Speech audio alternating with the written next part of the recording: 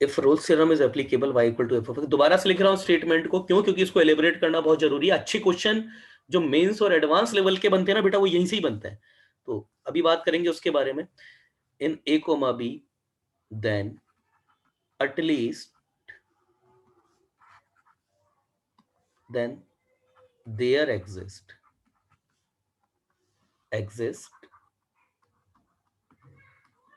at least one root of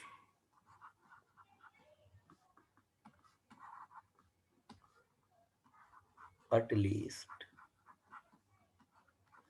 one root of f dash x equal to 0। अब ये कोई नई बात नहीं है, ये वही चीज है। भाई अगर रोल्स थ्योरम अगर close interval a comma b में लग जाएगी तो उसका मतलब क्या था कि कम से कम एक सी जरूर होगा जहां पर f dash c equal to 0 होगा। तो इसका मतलब वही तो है कि उस फंक्शन के डिफरेंशिएशन का कम से कम एक रूट जरूर होगा। यही तो मतलब है उस चीज का, यही तो इस चीज का मतलब है। ठीक है ना? यस अरविंद, मेरी बात समझ में आ रही है ना? ये स्टेटमेंट अलग नहीं है, ये वही चीज हाँ लिखी सर। है बिल्कुल, है ना? अब देखो, मैं मेरी बात सुनना ध्यान से।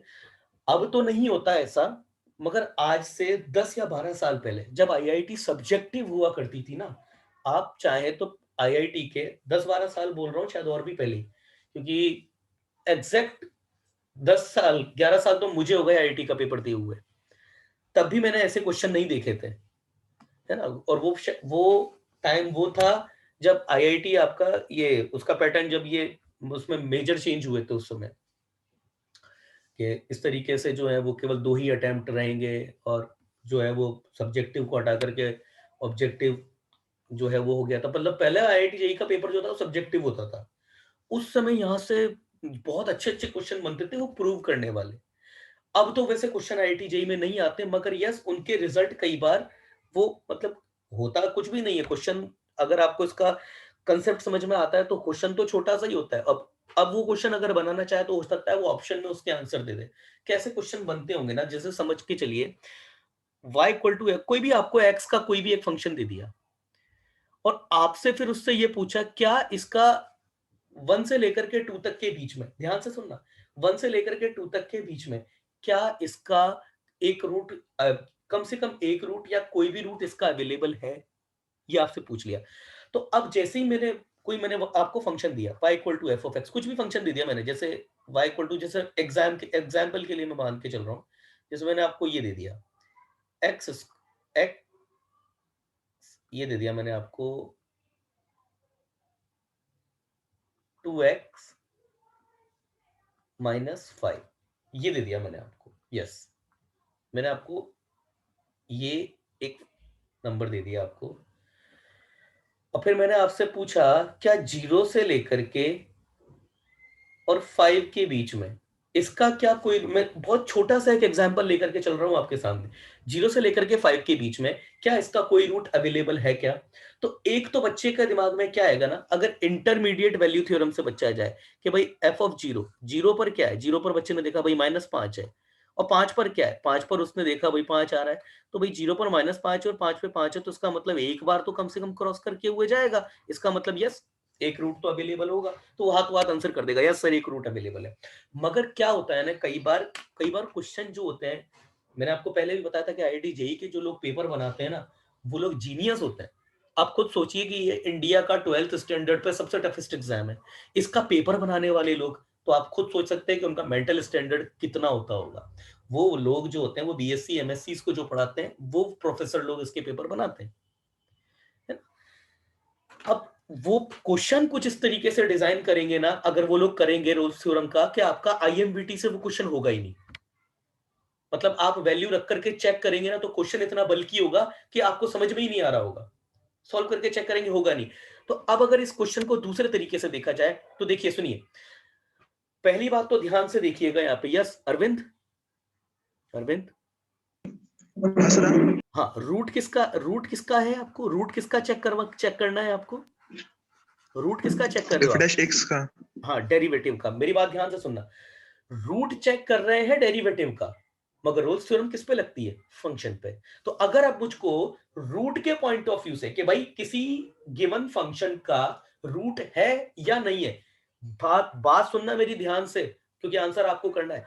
मुझे किसी गिवन फंक्शन का रूट चेक करना है गिवन इंटरवल में कि एग्जिस्ट करता है या नहीं करता है। तो भाई उस फंक्शन को लेकर के तो मैं हेल्पलेस हूं। क्यों? क्योंकि रोल्स थ्योरम तो लगती है एक फंक्शन पे, उसके इसके इंटीग्रल पे लगती है। तो अगर मुझे यहाँ पर इसकी रोल्स थ्योरम को लगाना है, तो क्या मुझे इसको एफ डैश एक्स कंसीडर नहीं करना पड़ेगा क्या अरविंद?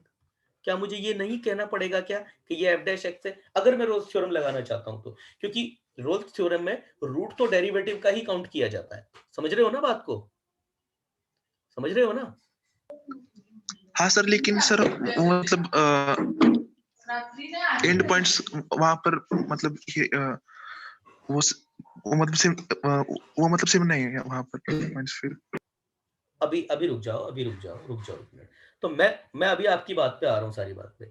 तो मैं क्या कर रहा हूँ ना यहाँ पे, ये इसका इंटीग्रेशन कर दिया, और इंटीग्रेशन मैं जैसे ही करूंगा ये मेरे पास ये आ जाएगा एक्स स्क्वायर माइनस 5x, ये आ जाएगा। तो एक्स स्क्वायर माइनस 5x मेरे पास जैसे ही आया, अब मैंने एफ ऑफ जीरो, पहले मैंने एफ ऑफ जीरो देखा, एफ ऑफ जीरो बेटा जीरो आ जाएगा, एफ ऑफ 5 मेरे पास एफ ऑफ 5 भी जीरो आ जाएगा। तो इसका मतलब f of zero equal to f of 5 है। ये कंडीशन तो फुलफिल हो गई।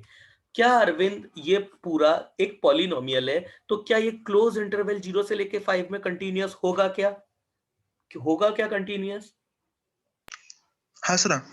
कंटिन्यूअस होगा। क्या ये ओपन इंटरवल 0 से लेके 5 में डिफरेंशिएबल होगा क्या? हाँ सर। तो क्या इसके डेरिवेटिव का 0 से लेकर के 5 के बीच में कम से कम एक रूट होना चाहिए क्या? हाँ होगा सर। ना? होगा ना? भाई रोल्स थ्योरम से चले ना। ये थर्ड कंडीशन फॉलो कर गई।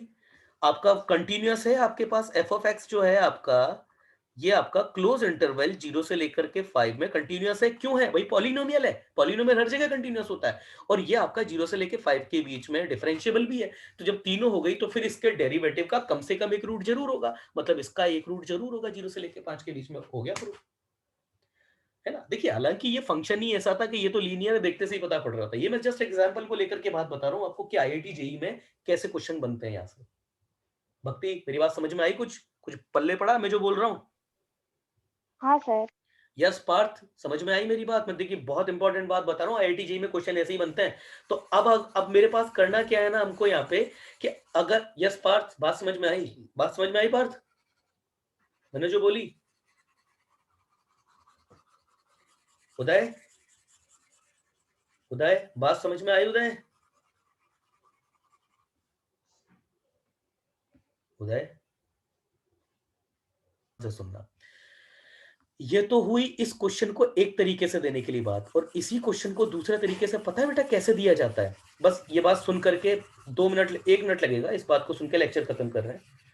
कई बार पता है क्या पूछ लिया जाता है इसी में? ऐसे पूछ लिया जाता है कि अगर आपका फंक्शन बोल देगा कि 0 से लेके 5 के बीच में कंटिन्यूअस है, इस तरीके से, तो आपका 2c equal to 5 for every c belongs to 0 to 5, क्या ये बात सच है क्या? तो ये वही वाली बात हो गई है आपके पास में, x की जगह c रख दिया उसने। उसने बोला ना कि f डैश x का कम से कम एक रूट जरूर होगा।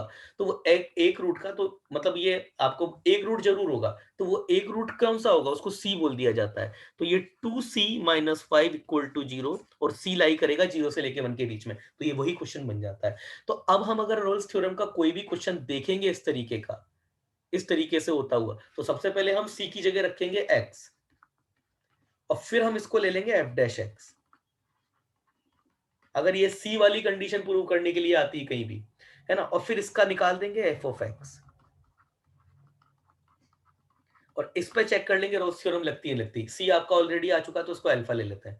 इस पे चेक कर लेंगे रोल्स थ्योरम लगती है नहीं लगती है। लगती है तब तो आपके पास में जो है ये वाली condition 2c equal to 5 match हो रही होगी, वो राइट हो जाएगी, अदरवाइज नहीं होगी, है ना? अब अगर किसी, बस ये स्टेटमेंट सुन लो क्योंकि सुनना जरूरी था, क्योंकि अभी यहाँ से कनेक्ट हो रही है बात। बाकी इसके ऊपर अच्छे क्वेश्चन है, उसका वीडियो मैं आप लोगों को भेजता हूँ थोड़ी देर में, ठीक है? अभी मैं लेक्चर खत्म करता हूँ। इसका एक जो एडवांस एप्लीकेशन का जो वीडियो है वो आज आपको शाम तक मिलेगा। Thank you guys.